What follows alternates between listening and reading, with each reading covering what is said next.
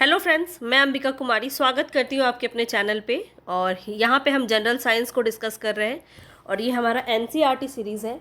अगर इससे पहले आपने मेरे जो 6, 7 और 8 क्लास के क्वेश्चन आंसर है उसको नहीं देखा है तो प्लीज़ जाके देखिए, क्योंकि काफ़ी ज़्यादा बेनिफिशियल रहेगा। और यहाँ पे देखिए बीपीएससी का एग्ज़ाम अभी अभी हुआ था जो कि कैंसिल हो गया, और इससे पहले भी 2 एग्ज़ाम हुआ था, तो यहीं से सारे क्वेश्चंस आपके देखने को मिले थे। सारे एनसीईआरटी बेस्ड क्वेश्चन थे और यहाँ पे आपको एनसीईआरटी बुक से हर एक चीज़ यहाँ पे आपको डिस्कस किया जाएगा, कुछ भी यहाँ पे छूटेगा नहीं। और सभी को हम चैप्टर वाइज कर रहे हैं। तो यहाँ पे देखिए क्लास 6 है जिसका हमने सभी चैप्टर कंप्लीट कर लिया है। क्लास 7 का हमने सभी चैप्टर को कंप्लीट कर लिया है। क्लास 8 का हमने सभी चैप्टर को कंप्लीट कर लिया है। हम क्लास 9 की तरफ बढ़ रहे हैं और क्लास 9 का हमने 5 चैप्टर कंप्लीट कर लिया है कल की क्लास में। नहीं देखा है तो जाके ज़रूर देख लेना, ठीक है। बहुत ज़्यादा आपका इम्पॉर्टेंट है। और देखिए अभी जो है रिस्पांस काफ़ी कम आ रहा है, क्योंकि मुझे लगता है सारे लोग बहुत ही रिलैक्स हो गए हैं। लेकिन ये जो है ना युद्ध से पहले की शांति है। तो यहाँ पे जो शांति है इसको भंग कीजिए अपना और तैयारी में लग जाइए, क्योंकि कब अनाउंस हो जाएगा किसी को पता नहीं चलेगा। और ऐसे देखते देखते समय तुरंत निकल जाता है, तो इस समय का यूटिलाइज़ कीजिए और अच्छे से इस वीडियो को कंप्लीट देखिएगा, तभी आपका जो है पूरा 5 चैप्टर आज कंप्लीट हो जाएगा क्लास 9 का।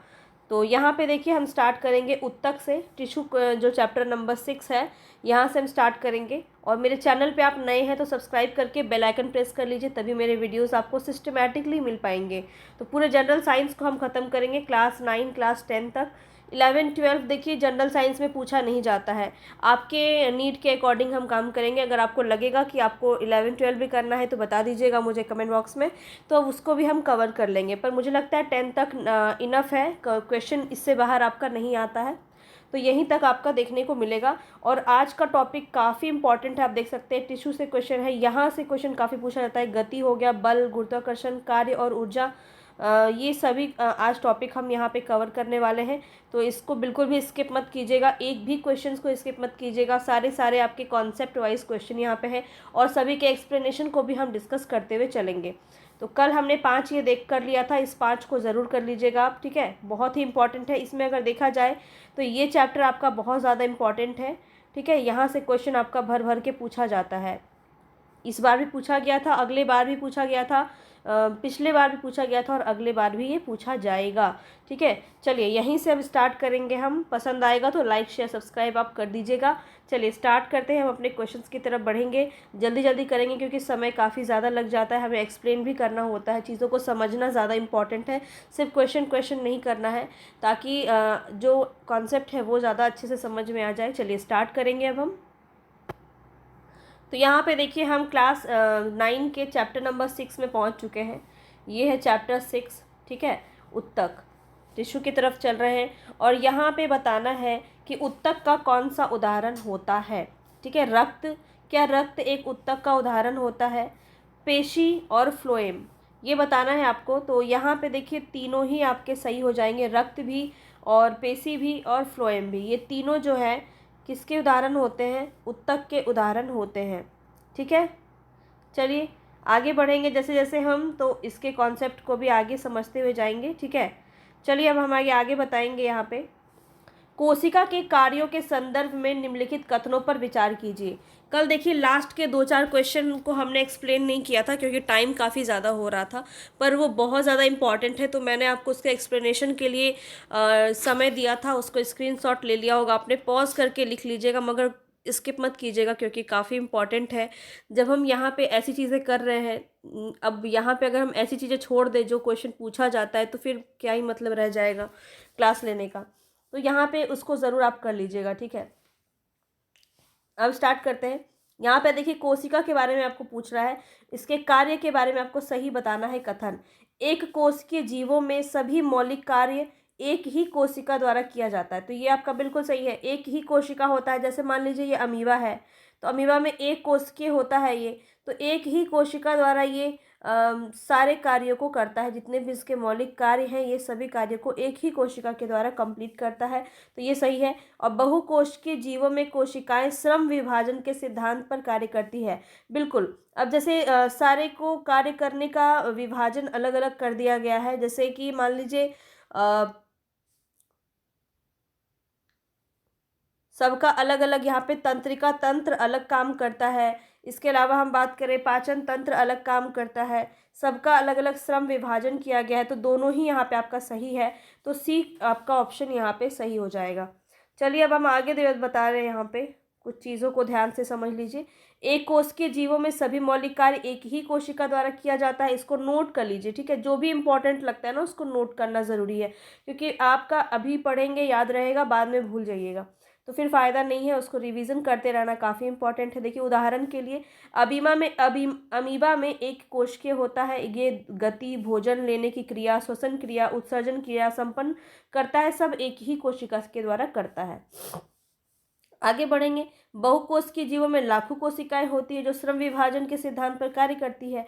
इसमें अधिकतर कोशिकाएं कुछ इस प्रकार के कार्य को क्षमता सक्षम होती है कार्य करने में। प्रत्येक विशेष कार्य कोशिकाओं के विभिन्न समूहों द्वारा किया जाता है। और देखिए फ्लोएम है, ये पौधों में होता है। देखिए फ्लोएम और जाइलम आपने पढ़ा होगा, ठीक है, तो ये हम आगे और देखेंगे बहुत ही अच्छे से। और रक्त और पेशी है, ये मनुष्य में होता है, तथा फ्लोएम जो है ये पौधों में विशेष कार्यों के द्वारा किया जाता है। जो भोजन होता है, जाइलम जल लेके जाता है, ये सब चीज़ें हम करेंगे आगे। और तो यहाँ पे देखिए ये फ्लोएम किससे संबंधित है, पौधे से संबंधित है, इतनी बात आपको ध्यान में रखनी है। उत्तक। चलिए आगे बढ़ते हैं। नेक्स्ट क्वेश्चन है यहाँ पे, विभिन्न पादप उत्तकों के संदर्भ में बताना है, पादप उत्तक के संबंध में बताना है आपको, ठीक है। पौधे के टिश्यू के बारे में यहाँ पे पूछा जा रहा है, कौन सा कथन आपका सही है। तो वृद्धि और विभज्योतक उत्तक की कोशिकाओं में वृहद रसधानियां उपस्थित होती है। विभज्योतक उत्तकों के विभाजन की शक्ति खो जाने पर वे स्थायी उत्तक में परिवर्तित हो जाती है। तो ये वाला आपका सही है, सेकेंड नंबर। तो बी ऑप्शन यहाँ पे आपका सही हो जाएगा। क्या है इसकी कहानी, इसको देखना ज़रूरी है, तो यहाँ पे ध्यान से सुनेंगे। पादप कोशिकाओं की विभाजन क्षमता के आधार पर ही पौधों के उत्तक का वर्गीकरण किया गया है, वृद्धि अथवा विभज्योतक और अस्थायी उत्तक, ये तीन रूप से, ठीक है। वृद्धि और यहाँ पे विभज्योतक और स्थायी उत्तक। वृद्धि की क्षमता वाले उत्तक विभज्योतक कहलाते हैं, ठीक है, वृद्धि की क्षमता वाले उत्तक। और इनकी उपस्थिति वाले क्षेत्रों के आधार पर इन्हें शीर्षस्थ, वास्मी यानी कैम्बियम तथा अंतर्वृष्ट भागों में वर्गीकृत किया जाता है। ये तीन भागों में यहाँ पे वर्गीकृत किया जाता है। इन उत्तकों की कोशिकाएं अत्यंत क्रियाशील होती हैं। इनके पास बहुत अधिक कोशिका द्रव्य, पतली कोशिका भित्ति और स्पष्ट केंद्रक होता है। इसके पास रसधानी नहीं होती है, ये नोट करना है आपको, ठीक है। तो वहाँ वृहद रसधानी होती है ऐसी बात कही गई, तो वो गलत था इसी वजह से। तो यहाँ पे देखिए विभज्योतक की वृद्धि और परिपक्वता के साथ इसके गुणों में परिवर्तन होता है। धीरे धीरे ये अपनी विभाज्य शक्ति खो देती है और इसके फलस्वरूप अस्थायी उत्तक का निर्माण करती है।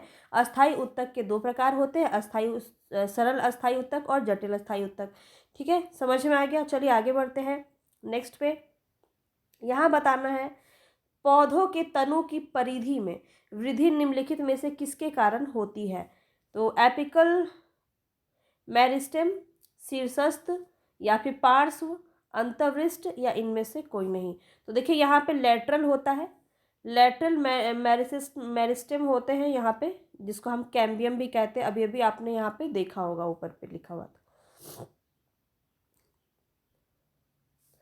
तो स्टीम जो होता है, स्टेम के शीर्षस्थ यानी कि पौधे की जो ये तना वाला जो भाग होता है, ठीक है, तना वाला जो भाग होता है जड़ों एवं तनों की वृद्धि वाले भाग में विद्यमान रहता है और तथा वह इसकी लंबाई में वृद्धि करता है।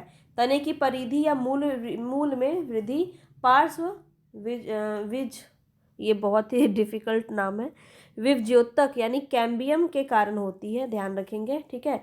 अंतर्वृष्ट विभज्योतक पत्तियों के आधार में या टहनी के पर टहनी के पर्व के दोनों ओर उपस्थित होते हैं। चलिए आगे बढ़ते हैं। अस्थाई पादपों के अस्थाई उत्तक के संदर्भ में बताना है यहाँ पे कौन सा सही होगा। देखते हैं यहाँ पे ऑप्शन देख लेते हैं। सही बताना है, यहाँ पे सही बताना है पादपों के अस्थाई उत्तक के संदर्भ में। तो सरल अस्थाई उत्तक एक ही प्रकार की कोशिकाओं से मिलकर बने होते हैं और जटिल अस्थाई उत्तक का निर्माण एक से अधिक प्रकार की कोशिकाओं से मिलकर बना होता है। तो ये सुनने में भी सही लग रहा है, बिल्कुल सी ऑप्शन आपका यहाँ पे सही हो जाएगा।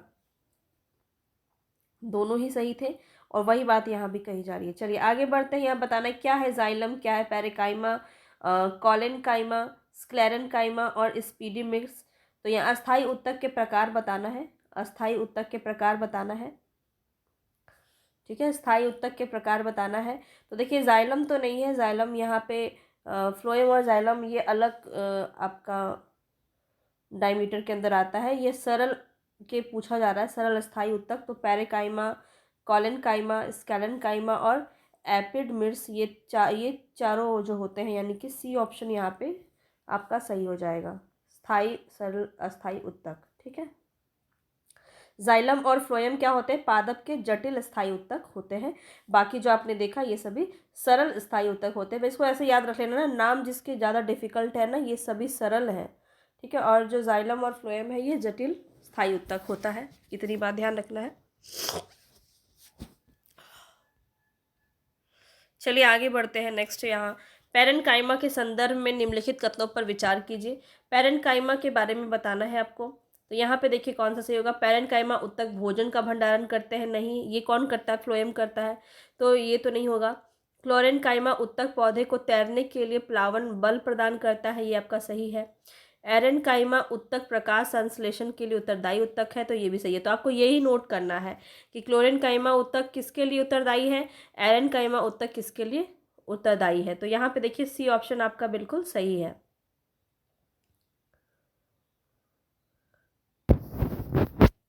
पादपों में उपस्थित सरल अस्थाई उत्तक, पादप मतलब पौधे, पेड़ पौधे की बात की जा रही है। पादपों में उपस्थित सरल अस्थाई उत्तक के अंतर्गत आने वाले पैरेनकाइमा उत्तक पादपों की आधारीय पैकेज को निर्मित करते हैं। ये उत्तक कोशिका की कुछ परतों के रूप में होता है।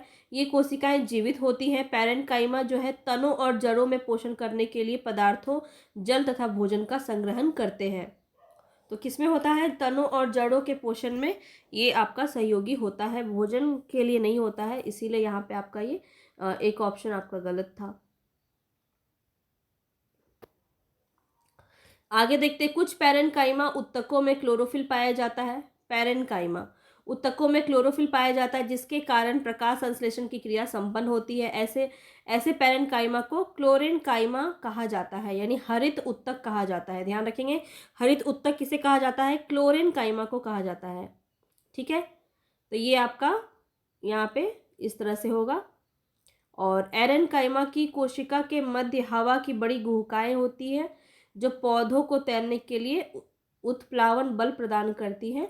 तो ये आपका देखिए तीसरा ऑप्शन भी जो वहाँ पे गलत बताया गया था, इसी वजह से ये क्वेश्चन आप देख लीजिए।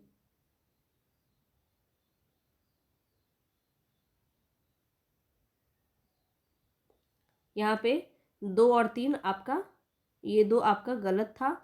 तैरने के लिए यहाँ पे क्लोरेनकाइमा और एरेनकाइमा में क्या किया है, उल्टा कर दिया है। ठीक है, तो ये आपका एक ही सही था, भोजन का भंडारण करने में पैरेनकाइमा उत्तक, ये मैंने भी गलत समझ लिया था इसको। तो यहाँ से अब ये क्लियर हो गया है। चलिए आगे बढ़ते हैं। बताना है पौधों में सरल अस्थाई उत्तक के संदर्भ में कौन सा कथन है, विचार करना है। पहले हम ये देख लेते हैं सही है या गलत बताना है, क्योंकि क्वेश्चन सही बताना है। चलिए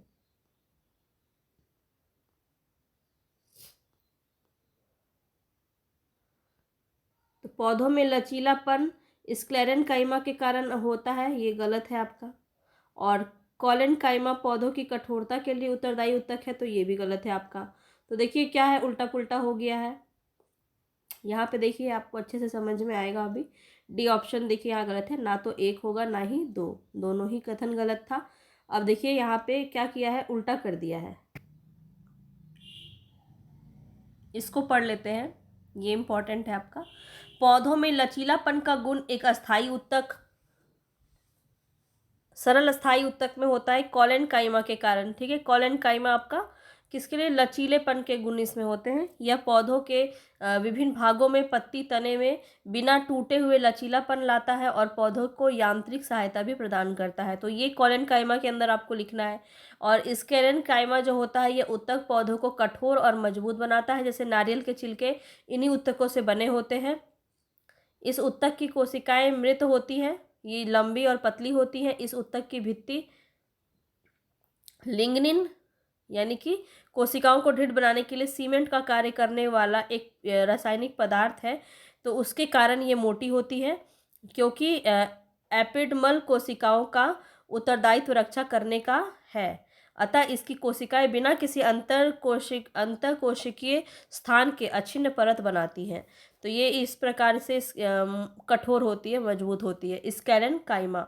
तो दोनों ही बातें यहाँ पे आपकी जो है ऑप्शन में गलत दी हुई थी, तो यहाँ पे आपको ये चीज़ें नोट करनी है, काफ़ी इंपॉर्टेंट है।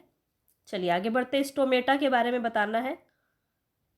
स्टोमेटा के बारे में बताना है कौन सा क्वेश्चन जो ऑप्शन है आपका सही है। ये रक्षी कोशिकाओं को घिरे होती है, ये रक्षी कोशिकाओं से घिरे होते हैं। ये वायुमंडल से गैसों का आदान प्रदान करते हैं, परंतु वाष्पोत्सर्जन की क्रिया में भाग नहीं लेते हैं। तो ये तो गलत है आपका, एक ही सही होगा, ए ऑप्शन, यानी केवल एक सही होगा, ए ऑप्शन आपका सही होगा। अब यहाँ देखिए, स्टोमेटा सामान्यतः पौधों की एपिडर्मिस में उपस्थित होते हैं। अभी हम पादप कोशिका कर रहे हैं, तो उसी के दौरान है ये। पौधों की एपिडर्मिस में उपस्थित होते हैं और इन्हें दो विक्र मतलब किडनी के आकार की कोशिकाएं घेरे रहती हैं, जिन्हें हम रक्षी कोशिका कहते हैं। तो ये पहला आपका सही था। ये कोशिकाएं वायुमंडल से गैसें आदान प्रदान करने के लिए आवश्यक होती है और वाष्पोत्सर्जन की क्रिया भी इसमें के द्वारा भी स्टोमेटा के द्वारा ही किया जाता है। तो वहाँ बोला जा रहा था कि नहीं किया जाता है, तो वही गलत था। यहाँ पे ये दोनों भी बात आपको नोट कर लेनी है। चलिए आगे बताना है नेक्स्ट क्वेश्चन पे।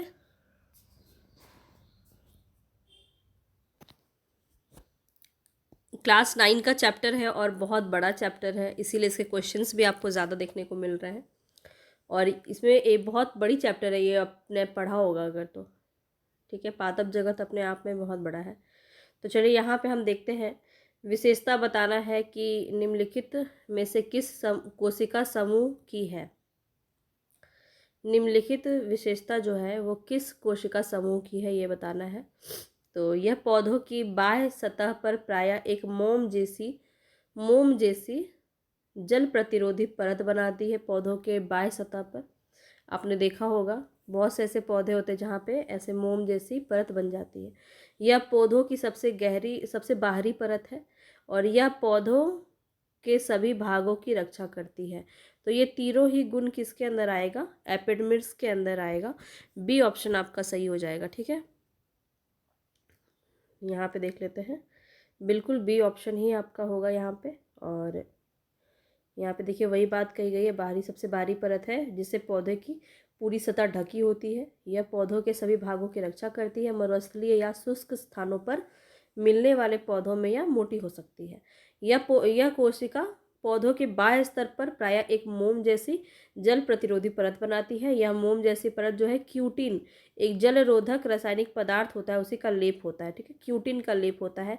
सभी इंपॉर्टेंट पॉइंट है, यहाँ पे कहीं से भी आपका क्वेश्चन पूछा जा सकता है।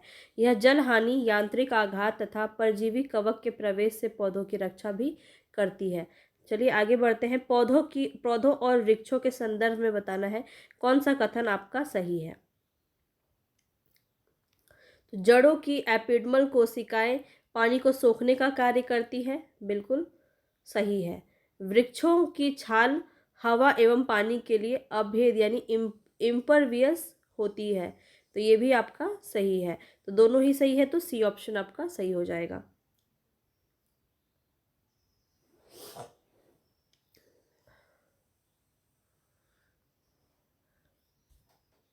देखिए, आपको ये चैप्टर्स पढ़ना बहुत ज़्यादा ज़रूरी है, तभी मैं करवा रही हूँ। मेरी तबीयत बहुत ख़राब है अभी, और इस वजह से थोड़ा सा समय लग रहा है। यहाँ पे देखिए, जड़ों की एपिडर्मल कोशिकाएं पानी को सोखने का कार्य करती है। साधारणतः उसमें बाल जैसे प्रवर्ध होते हैं, जिससे जड़ों की कुल अवशोषक सतह बढ़ जाती है और तथा उसका पानी सोखने की क्षमता में वृद्धि करती है। तो ये देखिए, जड़ों की एपिडर्मल कोशिकाओं के बारे में यहाँ पे बताया गया। जैसे जैसे वृक्ष की आयु बढ़ती है, उसके बाह्य सुरक्षात्मक ऊतकों में कुछ परिवर्तन होता है। एक दूसरे विभज्योतक की पट्टी तरह के एपिडर्मस की स्थान ले लेती है और बाहरी सतह की कोशिकाएं इस सतह से अलग हो जाती है। ये पौधों पर बहुत परतों वाली मोटी छाल का निर्माण करती है। तो ये जो छोटा छोटा पॉइंट में इसको आपको नोट कर लेना। इस छालों की कोशिकाएं मृत होती हैं। ये बिना अंतः कोशिकीय स्थानों के व्यवस्थित होती। ये सभी बात हमने पहले भी देखा। हवा एवं पानी के लिए अभेद बनाता है बिल्कुल वृक्ष को। चलिए, अब बताना है आगे जाइलम और फ्लोएम के संदर्भ में कौन सा आपका सही होगा। देखिए, जाइलम और फ्लोएम के बारे में देख लेते हैं। यहाँ पे जाइलम पानी और खनिज लवण का संवहन करती है। अच्छा, यहाँ सही नहीं बताना है, ठीक है, ये ध्यान रखेंगे कि सही नहीं बताना है। कई बार जो है ना, यहीं पे गड़बड़ हो जाता है। बताना है कि कौन सा कथन गलत है। तो जाइलम जो है पानी और खनिज लवण का संवहन करती है, तो सही है। फ्लोएम पत्तियों से भोजन को पौधे के विभिन्न भागों तक पहुंचाती है, ये भी आपका सही है। जाइलम फ्लोएम के विपरीत पदार्थों को कोशिकाओं में दोनों दिशाओं में गति करा सकते हैं, तो ये आपका गलत है। तो दोनों सही है, ये दोनों याद रखिए। जाइलम और फ्लोएम का क्या आपका कार्य होता है।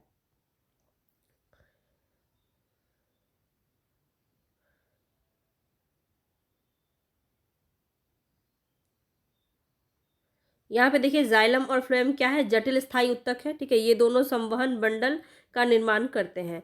अब जाइलम जो है ट्रैकिड वाहिका जाइलम पैरेन्काइमा और जाइलम फाइबर से मिलकर बना होता है। इन कोशिकाओं की भित्ति मोटी तथा अधिकतर कोशिकाएं मृत होती हैं। जाइलम में ट्रैकिड और वाहिकाओं के कारण पानी और खनिज लवण का ऊर्ध्वाधर संवहन होता है। पैरेन्काइमा भोजन संग्रहण करता है और यह किनारे की ओर पानी के पार्श्व संवहन में मदद करता है।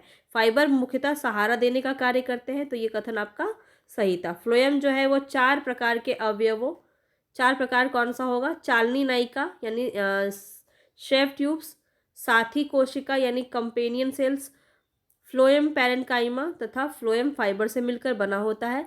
फ्लोएम पत्तियों से भोजन को पौधे के विभिन्न भागों तक पहुंचाता है। फ्लोएम फाइबर को छोड़कर फ्लोएम कोशिकाएं जीवित कोशिकाएं होती हैं। तो यहाँ पे देखिए, आपका वहाँ मृत कोशिका बताया जा रहा था,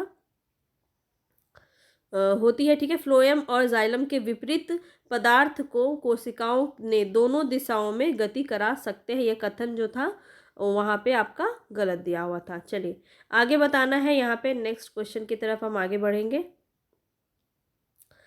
तो यहाँ बताना है आपको कि जंतु उत्तक के प्रकार कौन से हैं। तो देखिए, यहाँ पे आपके सारे ही जंतु उत्तक के प्रकार हैं। एपिथिलियमी एपिथिलियमी उत्तक, पेशीय उत्तक, संयोजी उत्तक और तंत्रिका उत्तक, ये चारों ही आपके हो जाएंगे। तो डी ऑप्शन आपका बिल्कुल सही हो जाएगा।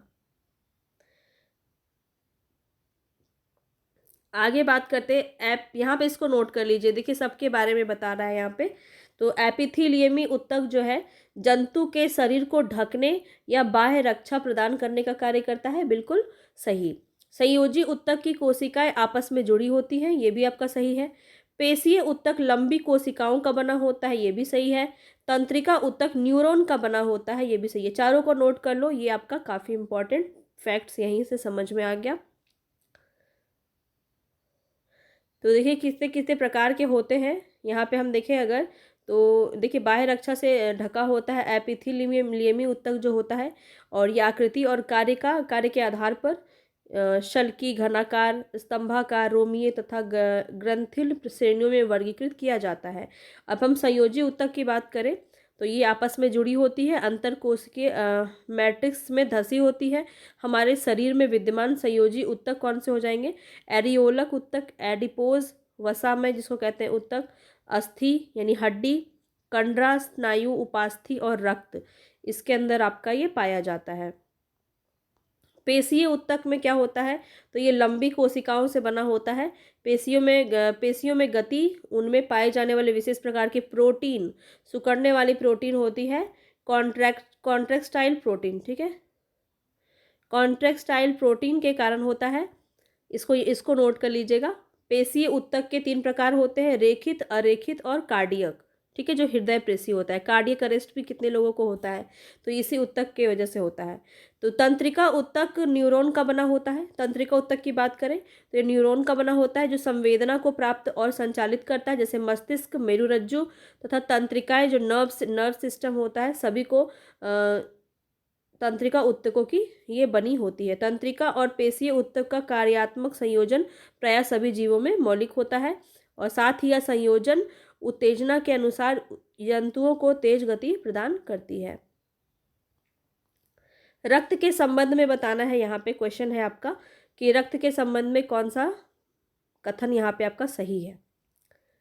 तो देखिए, रक्त एक संयोजी ऊतक है, बिल्कुल। लाल रुधिर कोशिकाएं, श्वेत रक्त कोशिकाएं और प्लेटलेट्स को संयुक्त रूप से प्लाज्मा कहते हैं, नहीं, तो ये आपका गलत है। प्लाज्मा में प्रोटीन, नमक तथा हार्मोन उपस्थित होता है, तो ये सही है। 1 और 3 सही है, तो बी ऑप्शन आपका सही हो जाएगा यहाँ पे। अब देखिए यहाँ पे रक्त के तरल आधात्री यानी मैट्रिक्स भाग को प्लाज्मा कहते हैं, ठीक है। रक्त के तरल जो भाग होता है ना, आधात्री, उसको प्लाज्मा कहते हैं, जिसमें लाल रक्त कोशिकाएं, श्वेत रक्त कोशिकाएं और प्लेटलेट्स निलंबन सस्पेंडन होते हैं, ठीक है। प्लाज्मा में प्रोटीन, नमक और हार्मोन भी होते हैं, ये आपका सही था। अब हम चलते हैं नेक्स्ट चैप्टर पे, अपने चैप्टर 7। काफ़ी बड़ा चैप्टर है ये अपने आप में। मुझे लगता है आज ही पूरा हो जाए, आज ही इतने में ही मुझे ख़त्म करना पड़ेगा, क्योंकि ये काफ़ी बड़ा है। इसमें भी मुझे लगता है लगभग 15 से 20 क्वेश्चन होना चाहिए, क्योंकि काफ़ी लंबा चैप्टर है ये। जीवों में विविधता का मतलब है पूरे जीव के बारे में यहाँ पे बात किया जा रहा है। जो 5 वर्गीकरण किया गया है, वो 5 भाग यहाँ पे आपको पढ़ना होगा। तो यहाँ पे स्टार्ट करते हैं, चलिए। बताना है यहाँ पे कथन पर विचार करना है कि कौन सा कथन सही है। केंद्रक युक्त कोशिकाओं में बहुकोशिक जीव के निर्माण की क्षमता होती है। ऐसे कोशिकाएं श्रम विभाजन सिद्धांत के विपरीत कार्य करती हैं, जो एक साथ समूह बनाकर किसी जीव का निर्माण करती है। तो यहाँ पे जो है कौन सा सही हो जाएगा? ए ऑप्शन आपका सही हो जाएगा। केवल एक ही यहाँ पे सही था, केंद्रक युक्त कोशिकाओं में बहुकोश के जीव के निर्माण की क्षमता होती है। और दूसरा जो था आपका गलत था। यहाँ पे देखिए क्या बोला गया है, जो कोशिकाएं एक साथ समूह बनाकर किसी जीव का निर्माण करती है, उसमें श्रम विभाजन पाया जाता है तथा वे किसी के अनुरूप कार्य करती है। शारीरिक रचना में ये सभी कोशिकाएं एक समान नहीं होती हैं, बल्कि कोशिकाओं के समूह कुछ खास कार्यों के लिए विशिष्टीकृत हो जाते हैं। आगे बढ़ते हैं, नेक्स्ट क्वेश्चन पे बढ़ते हैं। बताना है, पृथ्वी पर कर्क रेखा और मकर रेखा के बीच के क्षेत्र में एक गर्मी और नमी वाला भाग है। तो निम्नलिखित कथनों में से कौन सा एक भाग इसकी सबसे अच्छी व्याख्या करता है? तो यहाँ पौधों और जंतुओं में अत्यधिक विविधता पाई जाती है।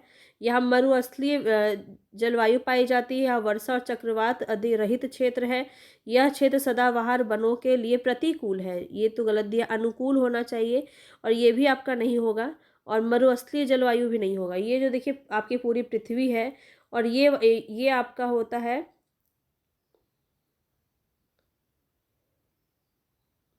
इस बीच के पार्ट को आपको बताना था, ठीक है। कर्क रेखा और मकर रेखा के बीच का जो ये पार्ट होता है, तो ये विविधता के वजह से जो है यहाँ पे सबसे ज़्यादा गर्मी पाया जाता है, ठीक है। सबसे ज़्यादा गर्मी क्यों पाया जाता है?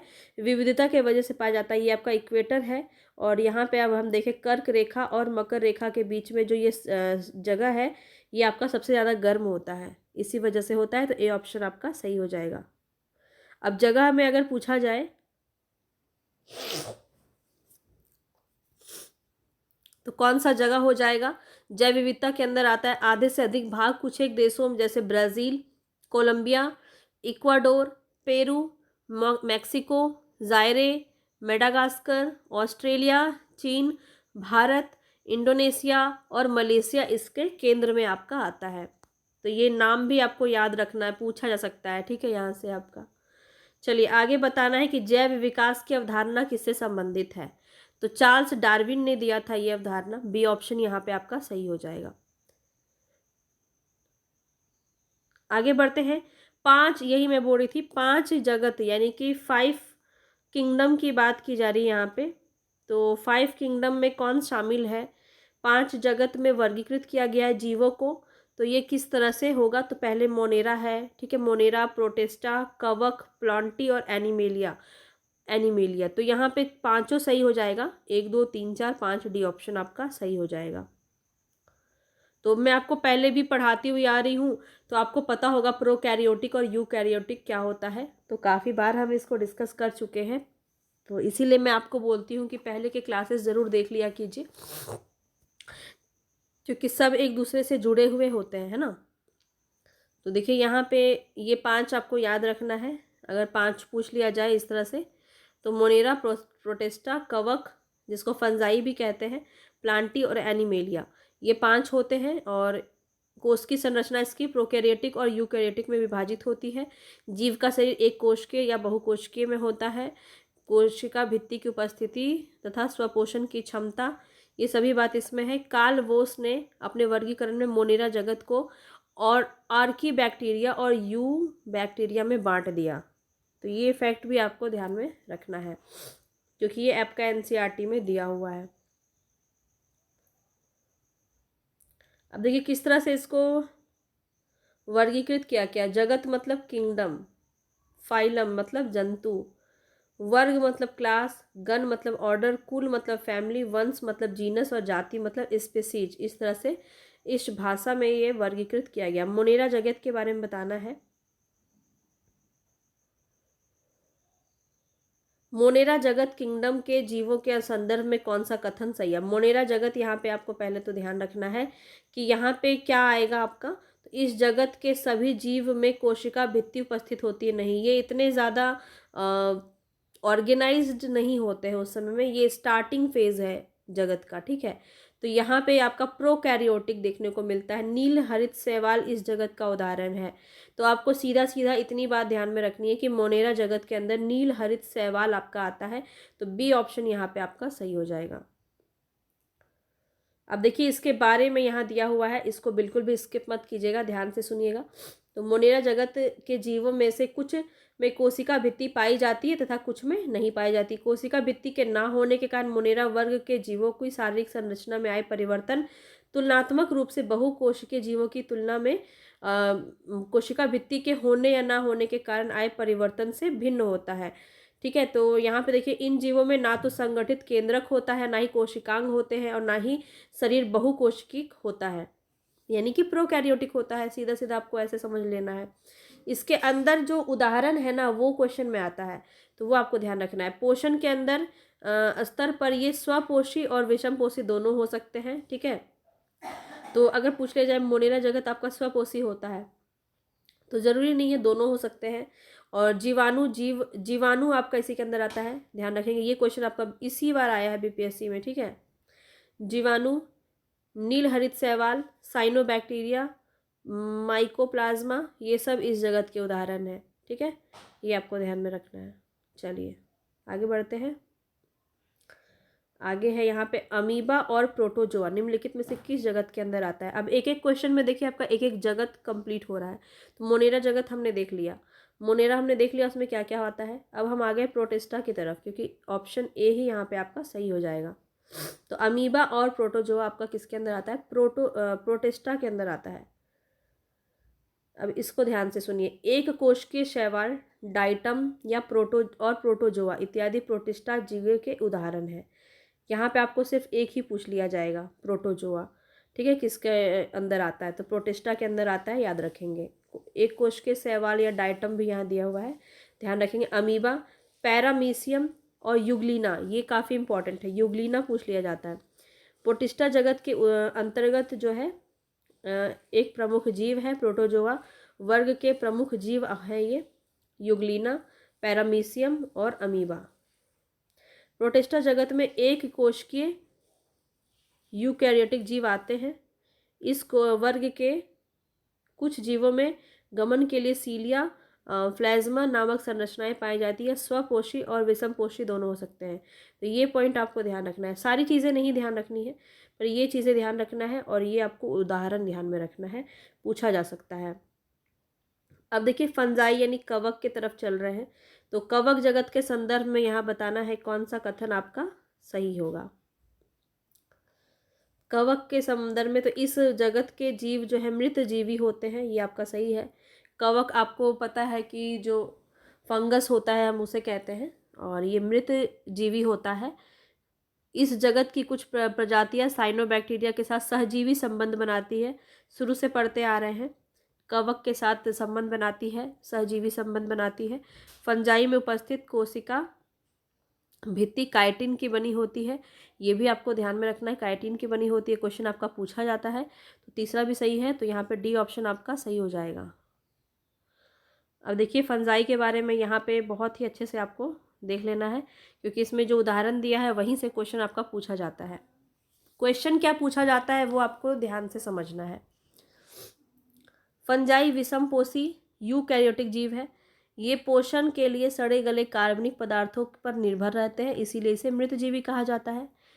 सिंपल सी बात है इसमें। इनमें से कई अपने जीवन की विशेष अवस्था में बहुकोशिकीय क्षमता प्राप्त कर लेते हैं। कवकों की कुछ प्रजातियां हैं नील हरित शैवाल साइनोबैक्टीरिया के साथ अस्थायी अंतर संबंध बनाती है और सहजीविता, जिसे हम सहजीविता कहते हैं। ऐसे सहजीवी जीवों में लाइकेन कहा जाता है। जीवों को क्या कहा जाता है? लाइकेन कहा जाता है। ये पूछा जा सकता है, ठीक है।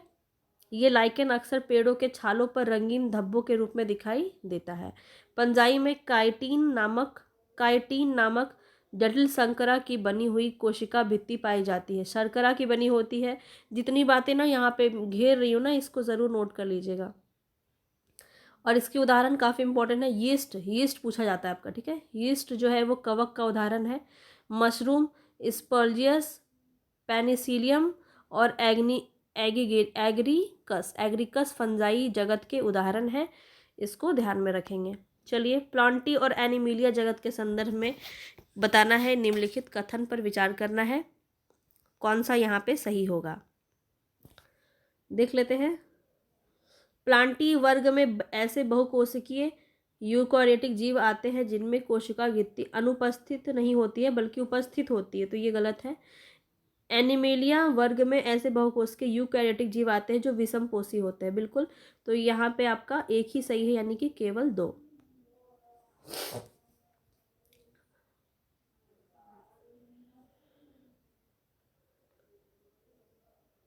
तो वही बात यहाँ पे कही गई है, ठीक है। कोशिका भित्ति इसमें उपस्थित होती है और स्वपोषी होते हैं, ये स्वपोषी होते हैं और प्रकाश संश्लेषण के लिए क्लोरोफिल का प्रयोग भी करते हैं, इसीलिए इस वर्ग में सभी पौधों को रखा गया है, ध्यान रखेंगे, ठीक है। प्लांटी वर्ग में, जिसको पादप जगत भी कहते हैं। और एनिमिलिया वर्ग में बहुकोशिकीय यूकैरियोटिक जीव होता है, लेकिन ये विषमपोषी होते हैं, ये ध्यान रखना है। तो प्लांटी वर्ग जो होता है वो क्या होता है आपका, ये याद रखें कि ये स्वपोषी होते हैं। ऐसे सीधा सीधा क्वेश्चन यहाँ से पूछ लेता है आपका, ठीक है।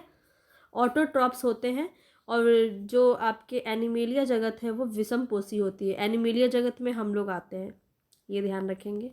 इंसान, देखिए अब कैसे इसका वर्गीकरण हुआ है पादप जगत का, ये एक बार में यहाँ पे बताया गया है।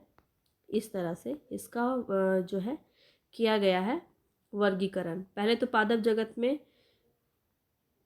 2 नाम याद रखना है, 3 नाम याद रखना है। देखिए पहले पादप शरीर बिना भेदन के जो होता है वो थैलोफाइटा कहलाता है, और विभेदीय जिसका भेदन हो जाता है पादप शरीर में तो वो 2 तरीके से बढ़ जाता है।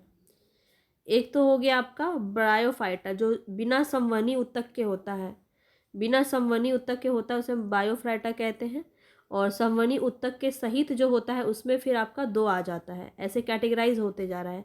तो बीज के साथ जो होता है उसको हम टेरोफाइटा कहते हैं। बस यही आपको नोट करना है, छोटा छोटा। बीज रहित होता है, बीज के साथ बीज रहित होता है, ये बीज के बिना होता है, ठीक है। तो टेरिडोफाइटा होता है। और बीज उत्पादन करने वाले जो होते हैं जिसको फेनोरोगैम कहते हैं, ये भी आपके दो प्रकार में बट गए हैं। दो प्रकार में कैसे? नग्न बीज जो होते हैं उसको हम जिम्नोस्पर्म कहते हैं, और फलों में बंद बीज वाले जो होते हैं उसको एंजियोस्पर्म कहते हैं, ठीक है। और फिर ये जो है ना एंजियोस्पर्म, ये भी फिर दो भाग में बट गया है।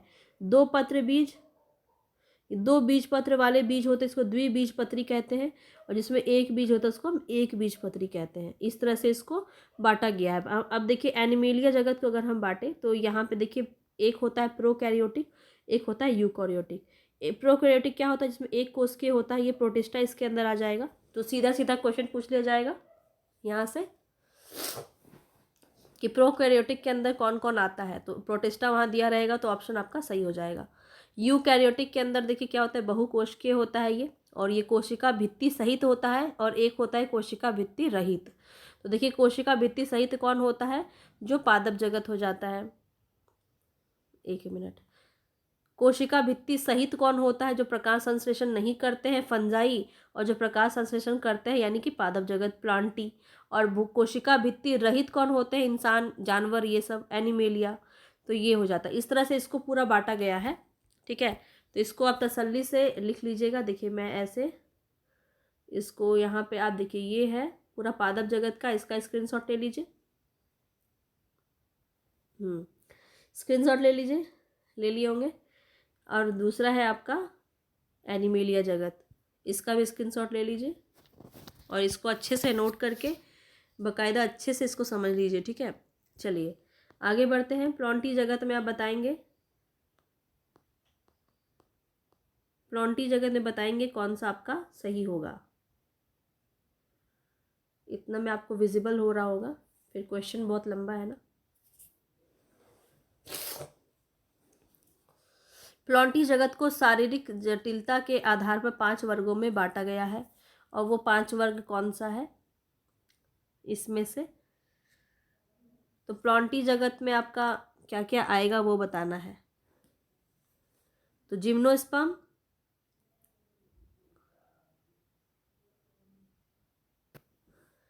यहाँ पे देखिए जो है प्लॉन्टी जगत को शारीरिक जटिलता आधार पर बताना है, 5 भागों में बांटा गया है। तो यहाँ पे मोलस्का हो जाएगा, पोरीफेरा हो जाएगा, और नीमेटोडा हो जाएगा। तो ये 3 हो जाएगा। ये 3 कहाँ है आपका? ऑप्शन सी में। तो सी यहाँ पे आपका सही हो जाएगा, ठीक है। नहीं, ये आपका नहीं होगा, जिम्नोस्पर्म नहीं होगा, थैलेफाइटा नहीं होगा, क्योंकि ये तो आपका पादप जगत में था, है ना। चलिए आगे बढ़ते हैं। देखिए यहाँ पे आपको दिया हुआ है बहुत ही अच्छे से, पौधों को 5 भागों में बांटा गया है, थैलेफाइटा, ब्रायोफाइटा, टेरिडोफाइटा, जिम्नोस्पर्म और एंजियोस्पर्म, ठीक है। और जंतुओं में देखिए 10 बांटा गया है, पोरीफेरा, सिलेंट्रेटा, प्लेटी हेल्मेथिम, नीमेटोडा, एनिलिडा, ऑर्थोपोडा, मोलस्का, इकाइनोडर्मेटा और प्रोटोकॉर्डेटा और वर्बिब्रेटा, ठीक है। तो इस तरह से इसको बांटा गया है। तो इतना डीप खैर आपका जो है इसमें नहीं पूछना चाहिए, पर कुछ भी कर सकता है, कुछ कह नहीं सकते हैं। यहाँ पे देखिए प्लॉन्टी जगत के बारे में बताना है। तो थैलाफाइटा वर्ग जो है पौधे के अंदर जल में पाया जाता है, सही है। बायोफाइटा वर्ग जो है पौधे में पादप वर्ग का उभयचर कहा जाता है, ये भी सही है। टाइडोफाइटा संवहन उत्तक उपस्थित होता है, ये भी सही है।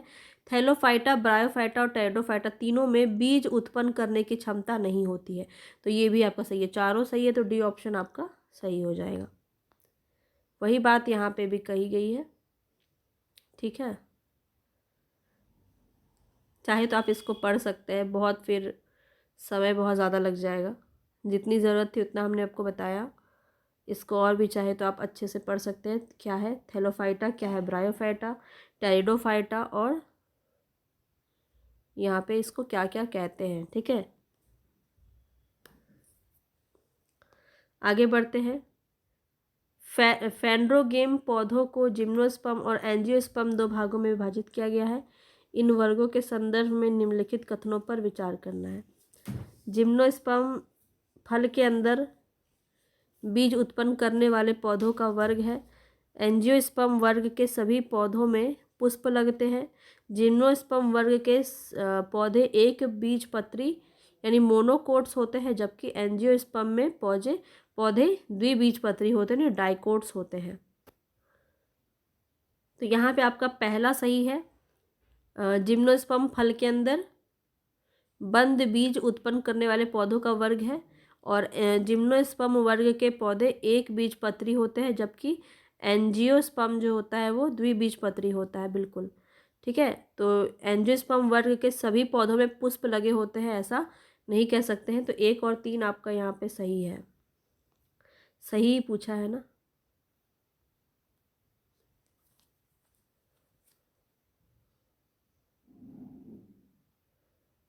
यहाँ पे कुछ गड़बड़ हो गया, 1 मिनट रुकिए। ऑप्शन सी सही है यहाँ पे। 1 और 3 ही आपका सही है। ठीक है। और यहाँ पे आपको गलत बताना था। ठीक है, इनकरेक्ट बताना था। और 1 और 3 हो जाएगा। एंजियोस्पर्म वर्ग के सभी पौधों में पुष्प लगे होते हैं। इसका मुझे थोड़ा नॉलेज नहीं है उतना अच्छा, तो यहाँ पे आप देख लीजिए इसको। मुझे गलती हो गई, मेरे से यहाँ पे सही नहीं पूछा जा रहा है। तो यहाँ पे देखिए मैंने आपका डाउट क्लियर कर दिया, ये ज़्यादा इम्पॉर्टेंट है।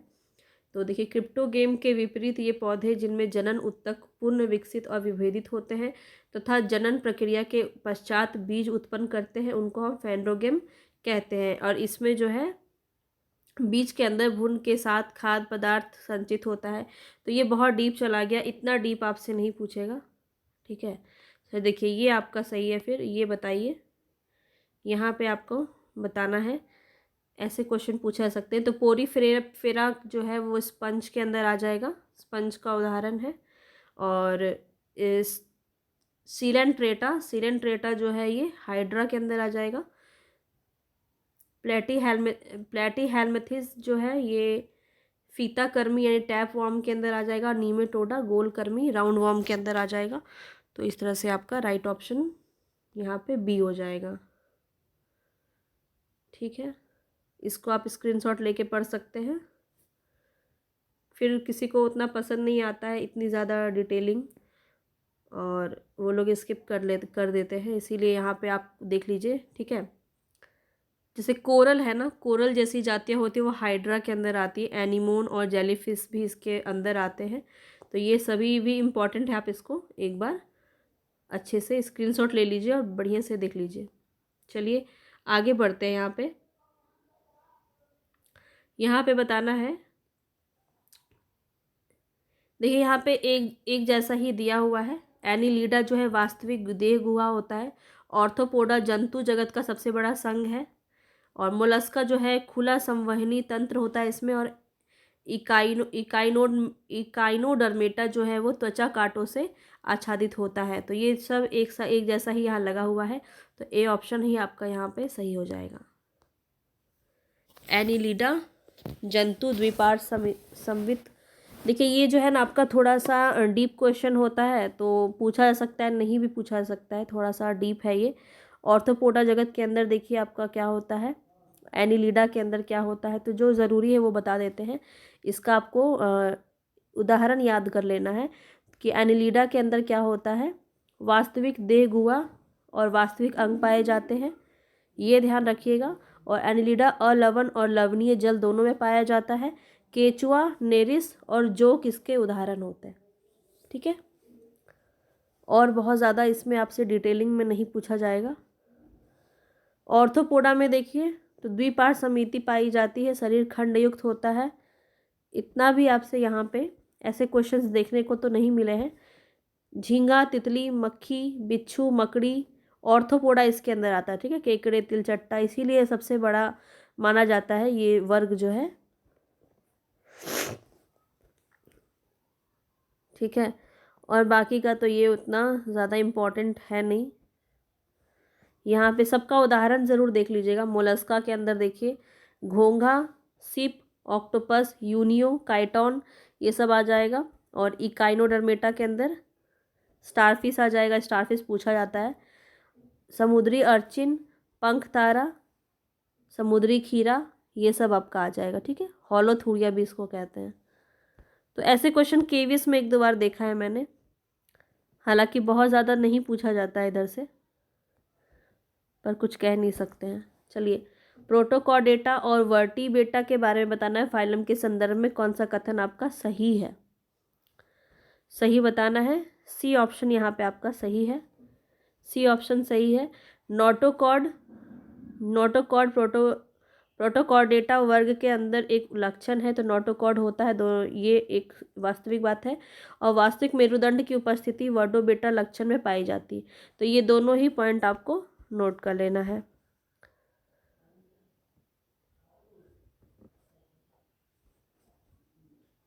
दोनों का यहाँ पे आपको दिया हुआ है। इसका उदाहरण देख लीजिए। ये वाला बहुत कम पूछा जाता है, ये नहीं पूछा जाता है, ठीक है। जिसमें बैलनेगालोसस और हार्डमेनिया और इम्फ्लोयोकस आपका आ जाएगा एग्जाम्पल में। इसका देखिए यहाँ लक्षण बताया जा रहा है वर्टिब्रेटा का, जो कसूरकी के अंदर आता है और इसमें पेशीय कंकाल से ये जुड़ी होती है। नोटोकॉर्ड होता है। पृष्ठनकलीय कसूरिक दंड मेरुरज्जु इसमें पाया जाता है। त्रिकोरिक शरीर होता है। युग्मित क्लोम थैली होती, देह गुहा होता है। तो ये सब इसका लक्षण यहाँ पे बताया जा रहा है। आगे बताएंगे यहाँ पे वर्टिब्रेटा फाइलम के अंदर क्या आपका आएगा। तो देखिए यहाँ पे ये बहुत ही इम्पोर्टेंट है। मछली देखिए, मत्स्य यहाँ पे जल स्थल चर, सरीसृप, रेप्टिल और पक्षी, स्तनपायी, मैमल्स, ये सब इसके अंदर पाया जाता है। तो डी ऑप्शन यहाँ पे सही हो जाएगा। वर्टिब्रेटा याद रखेंगे, इसके अंदर आते हैं। तो इसके बाद हम आगे देखते हैं। बताना है यहाँ पे कि जल स्थल चर उभयचर जो होते हैं, जो कि जल में और स्थल दोनों जगह विचरते हैं, उन्हें हम उभयचर कहते हैं। तथा सरीसृप वर्गों के अंदर बताना है कौन सा सही है। तो ये अंडे देने वाले जंतु होते हैं। प्रायः नहीं कह सकते, हम अंडे ही देते हैं। तो यहाँ पे ये आपका समान रूप से कौन सा सही नहीं पाई जाती है, अच्छा नहीं बताना है। तो यहाँ देख लेते हैं, कोल्ड ब्लड होता है और ये आपका सही है। अंडे देने वाले जंतु हैं, तो ये भी सही है। हृदय त्रिकक्षीय होता है, तो ये आपका गलत हो जाएगा। 1 और 2 सही है, यानी कि आपको गलत ही बताना है ना, तो 3 ऑप्शन ही आपका सही हो जाएगा, सी। यहाँ पे देख सकते हैं मत्स्य वर्ग में मछलियाँ आती है जो असमतापी होती हैं, अंडे देती है, कंकाल उपास्थि होता है। और कुछ मछलियाँ जैसे सार्क का कंकाल केवल उपास्थि का बना होता है, ये पॉइंट भी नोट कर लीजिएगा। परंतु अन्य प्रकार की मछलियों में कंकाल अस्थि का बना होता है, ठीक है। और इनके हृदय जो है द्विकक्षीय होते हैं। जल और स्थल चर जो होते हैं उभयचर मछलियों के विपरीत सल्क नहीं पाए जाते हैं इसमें। और ये देखिए आपका सीटेट में पूछा जाता है, ऐसे क्वेश्चन कथन के द्वारा पूछा जाता है, ठीक है। इनकी त्वचा में श्लेष में ग्रंथियां पाई जाती है। ये अंडे देते हैं तथा असमतापी होते हैं। बाह्य कंकाल नहीं होता है, किसमें, उभयचर में। ये जल तथा अस्तर दोनों जगह रहते हैं और इसमें श्वसन करने के लिए क्लोम या फेफड़े होते हैं। विक्र नहीं पाया जाता, यानी किडनी नहीं पाया जाता है इसमें। और इनका हृदय त्रिकक्षीय होता है, किसका, उभयचर का। और सरीसृप का देखिए तो शल्कों द्वारा ढका होता है शरीर। ये असमतापी होते हैं, अंडे देते हैं, श्वसन फेफड़ों द्वारा होता है। इनका हृदय सामान्यतः त्रिकोणीय होता है, लेकिन मगरमच्छ का 4 कक्षीय होता है, ये ध्यान रखना है। चलिए बताना है आगे नेक्स्ट क्वेश्चन पे।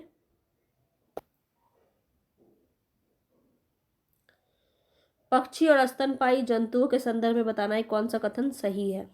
ये दोनों समतापी जीव हैं, सही है। ये 4 कक्षीय हृदय पाया जाता है इसमें, ये भी सही है। और इसमें श्वसन के लिए फेफड़े होते हैं, ये भी सही है। तीनों सही है, तो डी ऑप्शन आपका सही हो जाएगा। अब देखिए यहाँ पे इसको पढ़ लीजिएगा, आप खुद से भी समझ पाएंगे इसको, ये ज़्यादा हार्ड नहीं है यहाँ पे, ठीक है। चलिए नेक्स्ट क्वेश्चन पे चलते हैं।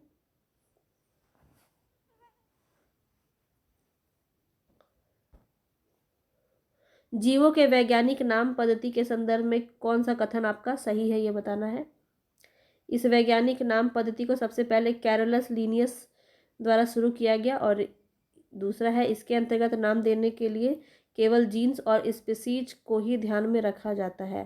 तो सही कथन बताना है, तो दोनों ही यहाँ पे सही है, ये दोनों ही कथन सही है, तो सी ऑप्शन यहाँ पे सही हो जाएगा। तो किन किन रूप में इसका प्रयोग होता है ये वैसे उतना इम्पॉर्टेंट नहीं है। चलिए आगे, ये क्वेश्चन आपका बहुत अच्छा है। निम्नलिखित में से कौन सा उभयचर नहीं है, ये बताना है। तो ऐसे क्वेश्चन आपके बहुत पूछे जाते हैं। मेढक आपका उभयचर है, टोड भी उभयचर है, सैलामेंडर भी उभयचर हो जाएगा, डी ऑप्शन सही हो जाएगा। समुद्री घोड़ा हिप्पोकैम्पस जो होता है ये आपका जो है उभयचर नहीं है, ठीक है, ये आपका मत्स्य वर्ग के अंदर आएगा, ठीक है, समुद्री घोड़ा। चलिए आगे बढ़ते हैं। तो ये बहुत लंबा चैप्टर था और 20-22 क्वेश्चन में ख़त्म हो गया, ये बहुत बड़ी बात है। तो इसको ज़रूर मैं बोलूँगी आप एनसीईआरटी बुक पढ़िएगा तो और अच्छे से समझ में आएगा।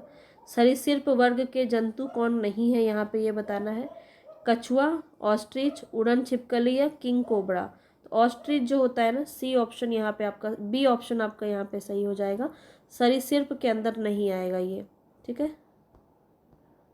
बाकी जो आप देख रहे हैं ये जो पक्षी वर्ग के अंदर आता है ना, ऑस्ट्रिच, सफ़ेद स्टॉक, नर गुच्छेदार बत्तख, ये पक्षी वर्ग के अंदर आता है।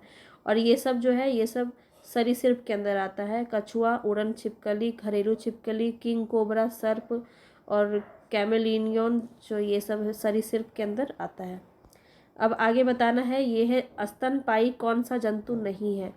सील ये तो है, व्हेल भी है और डॉल्फिन भी है। मगरमच्छ नहीं है, तो सी ऑप्शन यहाँ पे सही हो जाएगा।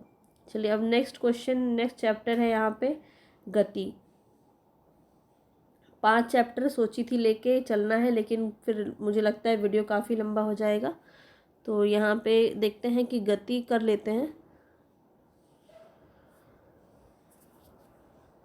चैप्टर 8, किसी निश्चित बिंदु के सापेक्ष वस्तु की स्थिति में परिवर्तन एक गति है।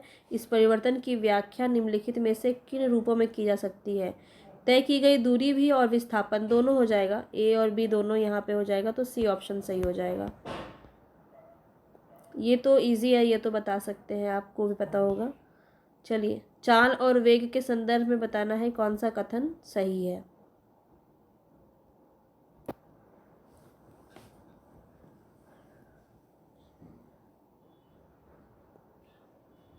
चाल और वेग के संदर्भ में कौन सा कथन सही है। तो प्रति इकाई समय में वस्तु के द्वारा तय की गई दूरी उसकी चाल है, और प्रति इकाई समय जो हुआ वो विस्थापन उसका वेग है।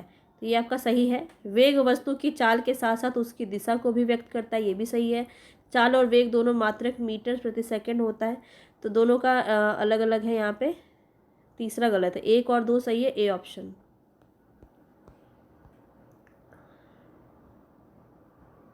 देखिए यहाँ पे चाल और वेग दोनों का मात्रक मीटर प्रति सेकेंड इस तरह से आपका होता है, ठीक है। बाकी दोनों बातें तो क्वेश्चन में ही दी गई है। चलिए आगे बढ़ते हैं। बताना है यहाँ पे, किसी वस्तु की वेग के प्रति इकाई समय होने वाला परिवर्तन उसका त्वरण कहलाता है। सही है, यहाँ पे बताना है, सही बताना है। और वृत्तीय पथ पर एक समान चाल से गतिमान किसी वस्तु की गति उसकी एक समान वृत्तीय गति होती है। तो ऑप्शन बताएंगे इसमें क्या सही हो जाएगा, दोनों ही सही हो जाएगा, सी ऑप्शन।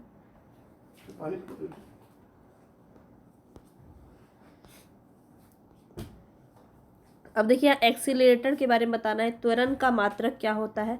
तो यहाँ पे आपका मीटर प्रति सेकेंड इस तरह से आपका दर्शाते हैं, ध्यान रखेंगे।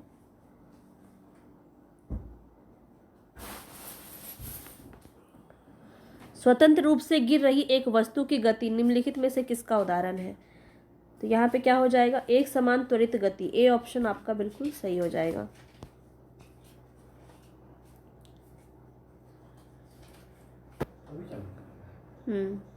निम्नलिखित में से कौन सा एक समान वृत्तीय गति का उदाहरण है। एक समान वृत्तीय गति की बात यहाँ की जा रही। चंद्रमा और पृथ्वी की गति बिल्कुल सही है। पृथ्वी के चारों ओर वृत्तीय कक्षा में घूर्णन का उपग्रह, ये भी सही है। वृत्तीय पथ पर नियत चाल से चलता हुआ साइकिल सवार, तो ये तीनों ही एक समान वृत्तीय गति करेगा, तो तीनों सही है यहाँ पे। ठीक है, डी ऑप्शन आपका सही हो जाएगा। चलिए नेक्स्ट चैप्टर यहाँ पे है आपका चैप्टर 9, बल तथा गति के नियम। अब देखिए आपका मोशन का नियम जो है ना वो पूछ लिया जाता है, तो इसीलिए क्वेश्चन काफ़ी इंपॉर्टेंट हो जाएगा।